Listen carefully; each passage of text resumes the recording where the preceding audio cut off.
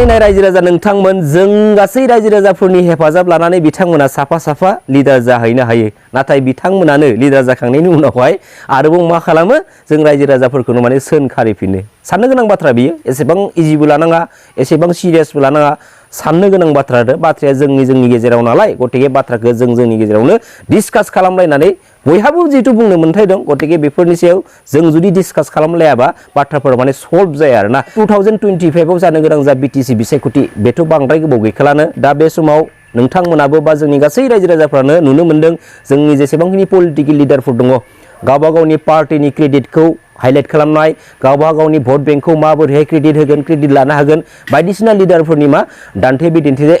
जालायबाय थानाय बाथ्राफोरखौ जों नुनो मोनो पलिटिकेल थासारि जोंनि बिटिसिनि ओनसोलारि हान्जा मेजरलि बिपिएफ आरो इउपिपिएल बे बिपिएफ आरो इउपिपिएल मोननै हान्जाखौ फैबाय थानाय आपकामिं 2025 बिटिसि बिसायख'थियाव ज' जानानै सिट रानलायनानै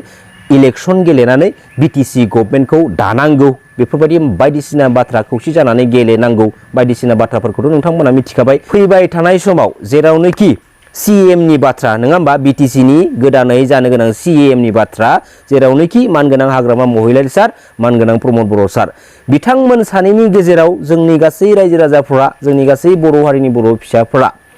सोर सासेखौ बांसिन पारसेन्टै बिटिसिनि फैगौ बिटिसि गभर्नमेन्टनि सिएम जाजानो लुबैयो दा जों गासै रायजो राजाफोरासो बेखौ डिसाइड खालामगोन बा बिनि गोहोआ जों रायजो राजानि आखायावसो दङ बेखायनो फैबाय थानाय समाव बेनि फोरमानखौ जों गासै रायजो राजाफ्रानो होगोन जों बयबो मिथिगोन फैबाय थानाय समा जुदि सफैयोब्ला जों बयबो मिथिखागोन बेखायनो समखौल' नेना थाथ'लायदो खुलुमबाय जै बर' हारिनि जै बर' बिमानि बे कमप्लेन जाहैबाय दिनै गमामा बिटिआरआव पावारा गैमा दं नामा बिटिआरआ पावारा जोबमारबाय नामा दिनै दा बे जाहैबाय बै जे बाहारुल इस्लाम होननाय सासे माने क'क्राझार डिस्ट्रिक्ट मेलेरिया अफिसाव कन्ट्रेक्सुवेल मावनाय आरोखि बाहारुल इस्लाम दा बिसिनि दायथ'आ बियो माने कनसालटेन्ट बियो डिस्ट्रिक्ट भेन्डर बर्न डिजिज मेलेरियानि दा बे कनसालटेन्ट दा बियो मनिटर खालामनांगौ जायगा जायगा थाङै थाङै माने नायनांगौ बबे जायगायाव मेलेरिया जादों जायाखै दा बिसिनि दायथ'आ जाहैबाय गासै माबा आरोखि जेनेबा बालाजान ब्लक कसुगाव ब्लक दतमा ब्लक गसाइगाव ब्लक बे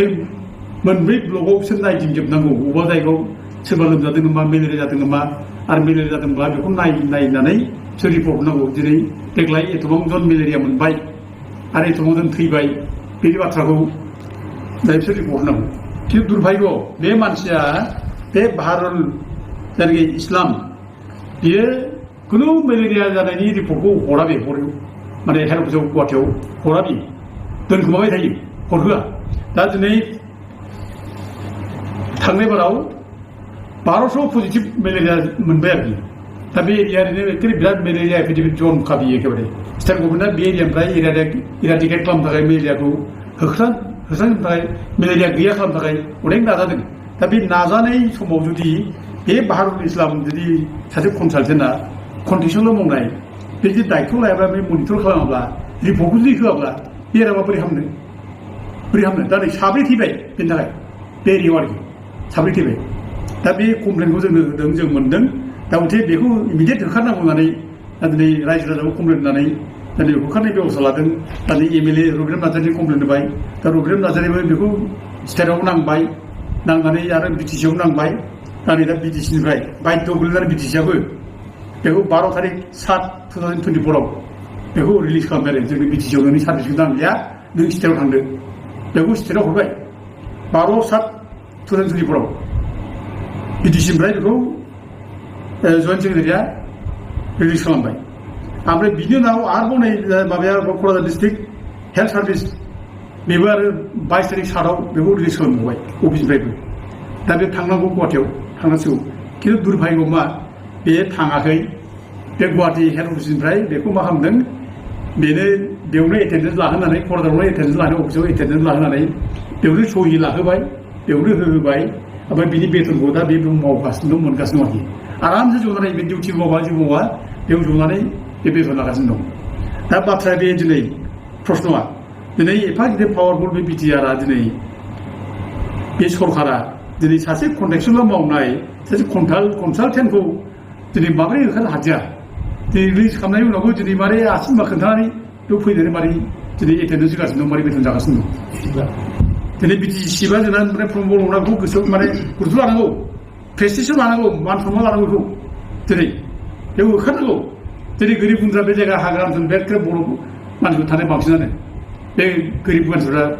डाक्टार नायनो जेबो गैया जेबो उफाय गैया दा बे माबाखौ मनिटर खालामनाया बिसोरनि दायथ' मोनदों जेला बे दायथ'खौ फालन खालामनांगौ बिसोर जुदि मनिटर खालामबा बिसोर नायाब्ला मेलेरिया जानानै जुदि थैगोमाजोबोब्ला मा जानांगौ दिनै गथि बे गोरिब गुन्द्रा आफाखौ जों जुदि अनाब्ला सोर अननो फालाय दा दिनै बे बाहेरा मानसिया फैनानै बेयाव जोंखौ माने बिदिनो माने थगायनानै रिपर्ट हरा मुवा थानाय थैमाबायनाय बेथ' अननाय ना दा गथि आं माने बिटिसिनि जायनाखि चिफ CEM प्रमद बर' आं बिथांखौ खावलायो जाहाथे जोंनि गोरिब गुन्द्रा आइ आफा जाम्बा जाम्बिखौ जाहाथे अनसायो नायो जाहाथे मेलेरिया बेमारनिफ्राय जाहाथे बारग'नो हायो खुनु बेरामजों जाहाथे भुगिनानै थैनाङा बे दायथ'खौ जाहाथे प्रमद बर' लायो आरो लोगोसे नैबे जायनाखि भारत इस्लाम जायनि कनसालटेन्ट बे दा बेखौ जाहाथे इमिडियेट माने बेनिफ्राय होखारहरो बे बोसोराव लायो जिथु बे ट्रेन्सफार जाखाबाय जिथु बेखौ रिलिज खालामखाबाय दा बे रिलिज जाखानाय बायदि थाङाब्ला जुदि बे बेथन जायोब्ला बे माने डिसक्रेडिट टु बिटिसि बे बिटिसि थाखाय डिसक्रेडिट बे लासिं सिंनि बेखौ नैजा फानाय जादों बिटिसिखौ लाजि फानाय जादों बिसोर जाखादों जेबो नङा होननाय जादों दा गथे आं खावलायो जोंहा प्रमद बर'आ जाहाथे थाबैनो बेखौ दायथ' लायो आरो होखारहरो